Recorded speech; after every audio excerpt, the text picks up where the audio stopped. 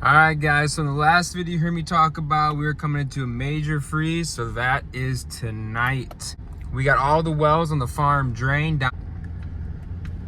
We also got all the sprayers and all that stuff put away into warm barn, and we don't have any fans or anything to run, so we're gonna hope God's on our side tonight and that we're not gonna get as cold as they're predicting.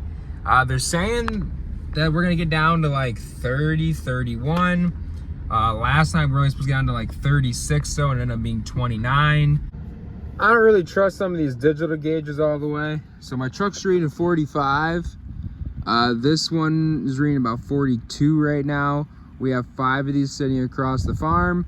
We're gonna be back here probably about 4 in the morning. It usually gets coldest from 3 a.m. to about 7, 8 in the morning. So we're gonna be back here at 4, start watching these things. My buddy just across the river is gonna be running some water tonight, some overhead irrigation. So I'm gonna run over there real quick, talk to him, see what he's got going on. All right, so just got over to my buddy's place. So you can see in these apples, they have these sprinklers down here all throughout. Same with over here. We'll see if we can go get one of these towers. Oof.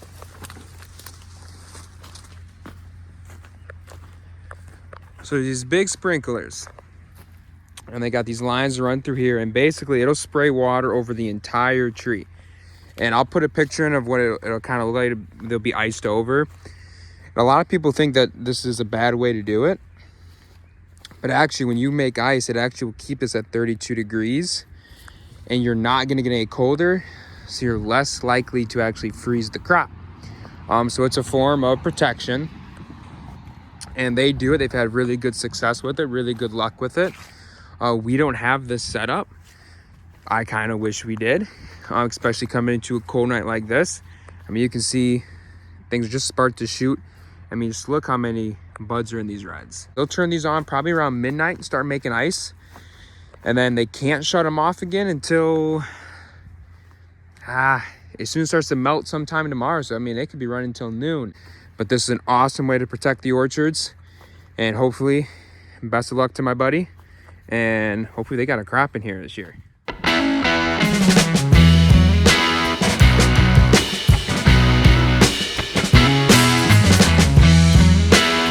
This is also my buddy who's got the greenhouse that grows all of our heirloom tomatoes for market. I don't remember how long it's been since I've been in here. You've seen a video of how tall these plants actually are. So these are all sitting about 5 feet now. Starting to put some tomatoes on, some flower clusters. They're healthy, they're looking great. These, thankfully, he'll be able to keep it about 70 in here. The freeze would affect these too, even though they're still in a greenhouse. But thankfully, he's got these wood burners in here, and this will keep everything nice and warm. I mean, it's toasty in here. It's exactly what we need to push it throughout the entire place. All the water, they're all tied to the ceiling, and then we have water that runs along here and goes into these little potted soils. We keep the environment in here very, very close, but thankfully this greenhouse will not be affected by the freeze tonight because of the heating system in here. So we're good here. Get back to the orchards. So we didn't get quite as cold as they were saying, but if you look at all these on these leaves and buds, they are frosted up really good. We got a good amount of frost on the ground. We don't really know the extent of the damage for another few days till it warms up, but tonight's supposed to be even colder and even worse, so we're gonna hope tonight didn't do anything, and we're gonna get ready for tonight now. All right, guys, we've been checking temperatures throughout the night. We started about 4 in the morning. So far, we've been hovering around the 30, 31 mark. There have been some areas that hit 26. Thankfully, not at our farm. We're rolling back right now to see how some of the fans are working in the middle of the farm. And these are gonna be the last couple really important hours.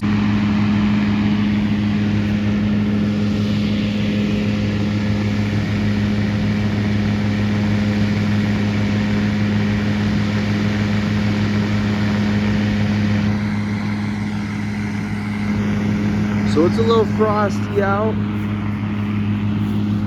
But you can see we got this valley here in the grapes. So my cousin's got this fan and one up here, and over here, somewhere in there. These are ground fans, just trying to help move and circulate some of that cold air through the valleys and move it out through here and out a quarter mile that way. This may help us a couple degrees, it may help us no degrees, but it's worth something, better than trying nothing. You can see all the frost here, especially up there, then where this fan's directed at. It's keeping it warmer right here, keeping these buds good.